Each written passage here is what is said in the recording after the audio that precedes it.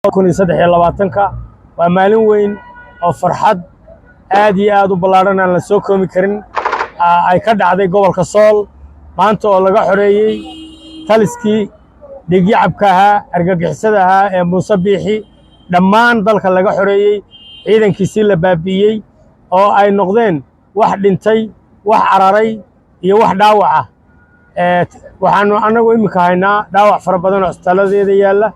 waxaa jira dhimasho badan oo aan soo koobi karin oo ciidanka ka mid ah waxaan aad iyo aad uga xumahay in si ku talagala oo maamulkaasi u laayay dadkiisii dhalinyaradiisii gobolkana u dhibaateeyay laakiin waxaa nasiib wanaaga gobolkan inuu leeyahay dad geesiyaal oo isu taagay oo aan qaadan xumaanta iyo dulmiga iyagoo ka dhidhiyaya maaragtay dhibaatada maamulka xumay waday ayay waxay awood u yeesheen ilaahayna ku garab galay inay iska eriyaan iyagoo aan baryayn iyagoo aan weydiisanayn asxaan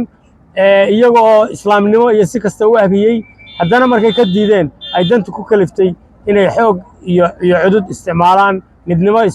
yeeshaan marka maalin weyn weeye maanta waxaan u hambalyeynaya dhammaan dadka ka soo jeeda SSC waxaan u hambalyeynaya dhammaan ummadda Soomaaliyeed ee midnimada Soomaaliyeed jecel waxaan u hambalyeynaya dadka nacab cadaalad xumada argagixisada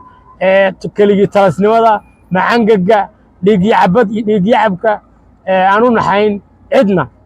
ayaan u hambalyeynaya waxaan u hambalyeynaya dhammaan ummadda muslimiinta meel kastay joogto waxaan u tacsiyeynayaa dadkii waalidiintii iyo ehelkii Muuse Biixi uu ku tagrafalay